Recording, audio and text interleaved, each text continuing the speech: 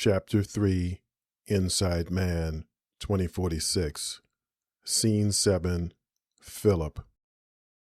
Philip's mouth was dry, and his skin crawled as if the living room chair was covered in filth. There wasn't anything salacious about that video, so why did he feel like a father who just found out that his daughter's best friend was making porn? This isn't about her, Philip thought. It's about you. Like a boulder on his back, that realization weighed heavily as he rose to his feet. Even though Tafuri was still talking, Philip ignored the little imp, buttoned his jacket, and strode with purpose toward the door. Once again, he was struck by the villa's spectacular view. With giant crystal waves forming and crashing against the sun-baked beach, the Pacific didn't care why he was in California. It didn't care that he'd watched the video. It didn't care that Tafuri was a dirty old man who spent his free time spying on other people. The vastness of the ocean and the sheer grandeur of the cliffs were the polar opposite of the teeming bustle that Philip loved about New York. This quiet open space made him feel small. It made him feel temporary. It made him feel insignificant. That would all change when he returned to his own domain, and Philip knew without a doubt that he would need telepathy. Sharing the memory of what he'd just witnessed was the perfect way to ease his shame. Philip had almost forgotten about Tafuri until the old man said, "I can ascertain the location of the meeting, but as a token of our new friendship," he winked, "I'll lend you one of my swarms." This was a reference to an event that hadn't been scheduled yet, since the president had made the offer less than 3 hours ago. When they reached the stairs and Tafuri extended his hand, it occurred to Philip that ending things this way could easily have been mistaken for assent. Seizing the opportunity to salvage his mission, Philip said, "House Harrington will send you and Watson a copy of the rules." Quirking his neck like a suspicious bird, Tafuri said, "Rules? For the leadership transition." Philip squared his back. "You co-wrote that section of the treaty, so I'm sure you're aware that it doesn't include a detailed procedure." Yes, of course," Tafuri said. As the two men shook, Philip's sense of triumph was mirrored in the other man's eyes. He was up to something, but Philip had grown weary of his mischief. He ground his teeth, boarded proscenium, and put the old man out of his mind. There was a quiet evening at the end of this terrible day, which simply was not coming soon enough. Philip was exhausted by the time he stepped down onto the helipad and stumbled through the doors of his god deck. On the other side of the office, Samir was sitting in a lounge chair holding an apple in his hand. "Am I to assume," he said, "that we are supporting Tafuri?" Philip was so tired that the act of frowning drained the last of his energy. For the leadership fight, he collapsed onto the sofa. Why on earth would you assume that? A second later, he received an invitation to connect to a live feed through the T-Video app. Seeing the source, Philip narrowed his eyes. "What's SWM7413? He asked. "When I got that," Samir said, "I wondered the same thing until I got the note." Lazily, Philip scrolled down to the bottom of the screen where the message said, "My compliments, Tafuri." Even as his mind reeled with questions, he noticed the invitation had been sent at 1:32 p.m. This was right about the time Beto had made his offer to arrange the meeting. "Jesus," Philip blew out a breath. "Do I have to look?" "No," Samir purred, "you don't. But I think you'll find it interesting, despite it being so disturbing." When Samir bit the apple, the loud crack echoed throughout the god deck. Knowing Tafuri's disregard for other people's privacy, Philip reluctantly clicked the link. Still, to his surprise, when the video started, he found himself looking at a wooden desk in front of which were 2 white sofas. The American flag gave the location away. They were spaced between a series of formal, pleated, full-length ceremonial drapes. Philip gasped, "Is that?" "Yep," Samir said, "the Oval Office." Philip instructed Monaco to enhance the resolution to confirm that it was actually Beto sitting behind the Resolute desk. Samir took another bite, chewed, and then swallowed. "So again," he said, "have we made some sort of pact with Tafuri?" A volcano of rage rose in Philip, causing him to shake as he shouted, "No!" With an aftershock of revulsion rippling through his body, Philip slumped forward, rested his elbows on his knees, and massaged his temples. He desperately wanted to wipe away the very idea that he would ever be allied with this man. Leaning forward, Samir tossed the apple core into a bin. When he spoke, their heads were so close that he didn't have to raise his voice beyond a whisper. "Tomorrow," he said, "we're going to get a private communique, which will include the time and location of your rapprochement." He dried his hands through a quick, rubbing motion. "It's in 4 days, by the way." Philip raised his chin. "How do you—" He blinked, then returned his attention to the video. All he had to do was press unmute to hear, in real time, what the President of the United States was saying to his staff. "You've been monitoring this feed since earlier today." Samir nodded. "At first, I didn't see a reason for this intrusion, but Beto expressed the need to arrange the meeting right after he returned to the White House. The relevant players got to work immediately. The process was finalized, and a decision was made about half an hour ago." He folded his arms. "Knowing all this in advance is useful, but it also feels fundamentally wrong." "No shit," Philip said. And then, as he sat up straight, he sent a text through the T-Message app. "P, we are 100% behind Watson." "S, thank God." Philip rose to his feet. "I'll tell you all about Texas and California tomorrow." He sighed as he strode across the glass floor toward the doors of the helipad. Before stepping into the January evening, he called over his shoulder, "Today, I'm too tired." After a short flight in his vertical takeoff and land limousine, Philip was having dinner with his family. The table hadn't been this lively in years, but Philip wasn't able to enjoy the unexpected visit, given what he knew about Olympia. Tafuri had cheated him out of the bliss that would have come from a father's ignorance. "I'm telling you, Mom," Irene said, as their servants removed the appetizers to make room for the main course. "It's even better than Olympia said when we were kids." After their meeting with Miss Russell, the girls had spent the remainder of the day on the airship Avalon. According to their description, this was Olympia's new residence, like the house Irene had recently purchased. Philip felt his craniophone come to life in his head. "E, if it's so wonderful, why are they spending another night with us?" He would have sighed if it were just the two of them, but instead Philip maintained his composure as he leaned back to allow a servant to remove his empty plate. "P, we need to connect after dinner. There's too much to explain." "E, do you have any reason to believe they should be afraid?"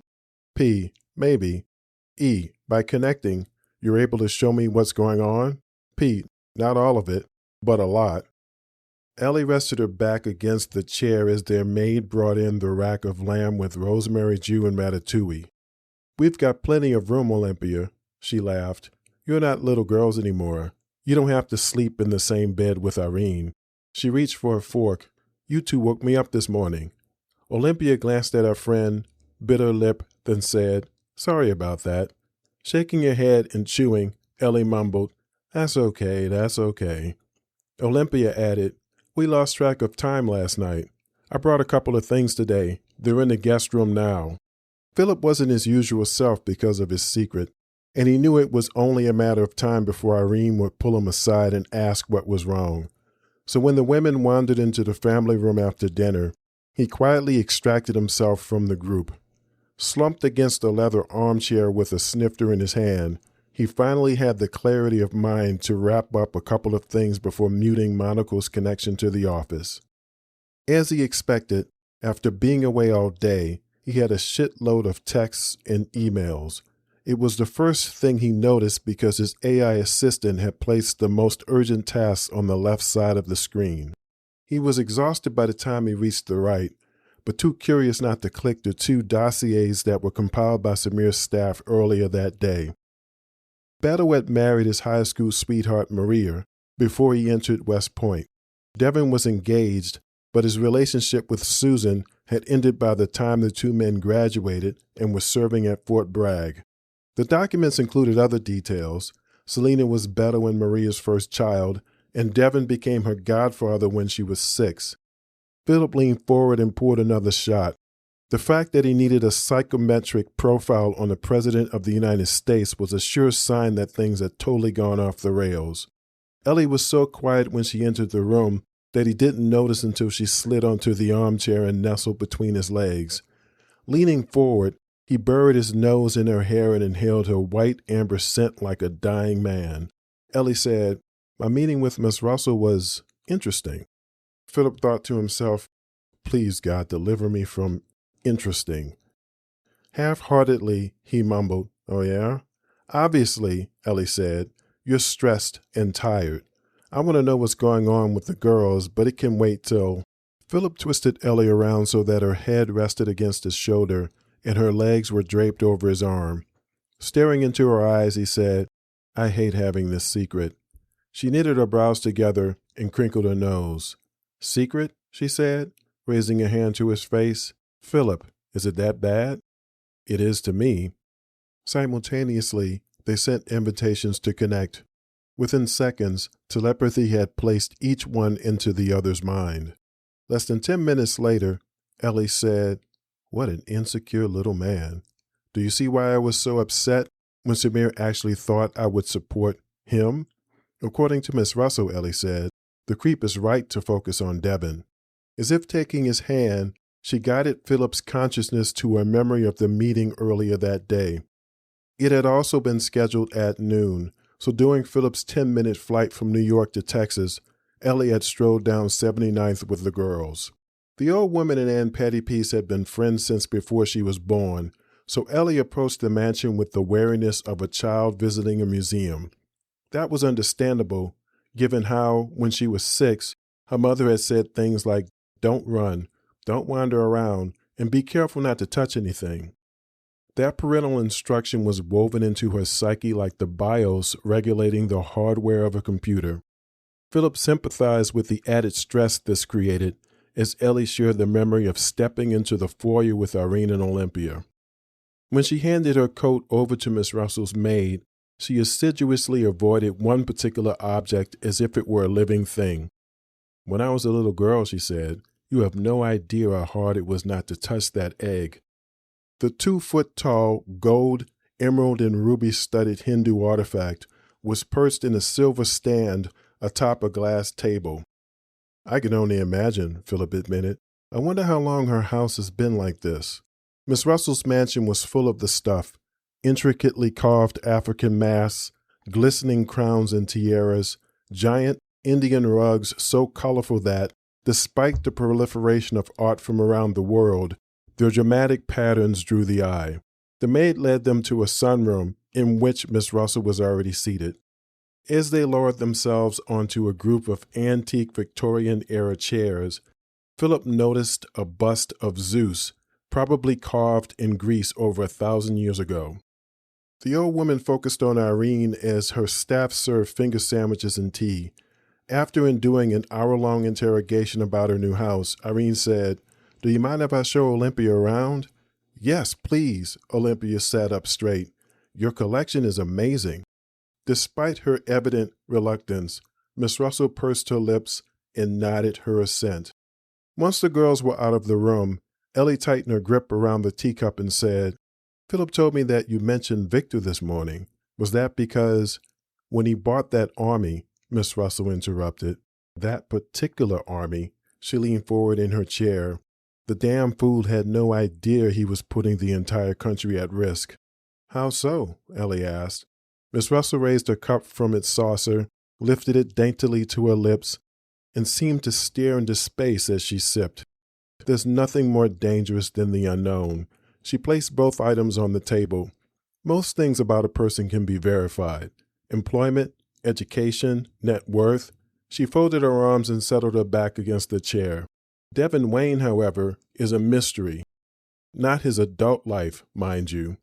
I'm referring to the story he has constructed regarding his life before the age of 16. Ellie said, "You mean high school, elementary school?" "This business about being adopted from Africa, all of it," Miss Russell shrugged. "It's a complete fabrication." When she glanced in the direction of the living room, Ellie and Philip's attention was drawn to the girls. "He's an impressive man, but before Olympia goes too far in this relationship, She should insist on knowing one thing. She lowered her voice to a whisper. In the first week, every year in August, to where does the man calling himself Devin Wayne disappear? Philip extracted himself from the memory and said, even though it was just a skim, I didn't notice anything about that in his dossier. Ellie said, I feel a little guilty knowing things about Olympia's new beau that Natalia doesn't. I think it's a mistake to assume that you do, Philip replied. This Avalon and even Irene's house were all brand new, Ellie said, including their servants. On the other hand, the ones here have been with us forever. I'm not complaining, Philip said, but that's obviously why they're spending the night with us. Do you think David Tafori is like his father? Ellie asked. God, Philip said, I hope not. Irene and Olympia spend a lot of time with him and Thaddeus. If you think about it, Ellie said, he had access to the video, and, given the way his father acted today, he also had a motive. Tafori's not playing 4D chess, Philip quipped. He's just a nosy old man. Besides, the Watchers have claimed responsibility. A bunch of disgruntled citizens who want to trigger chaos makes a lot more sense. Remember, without my intervention, we would be on our way to civil war. The surge of fear that rolled across the connection caused Philip to regret the direction of their conversation. Recalling Bettel's confidence, Philip said, I think there's another plan in play, which is why I wanted this meeting with the president and Devin. Ellie said, why do you think it has to be out of the country? Don't know, Philip replied, but I'm certain Bettel wouldn't think that's important if he knew the reach of those damn drones. With that, Philip tightened his arms around Ellie and lost himself in 20 years of pleasant memories,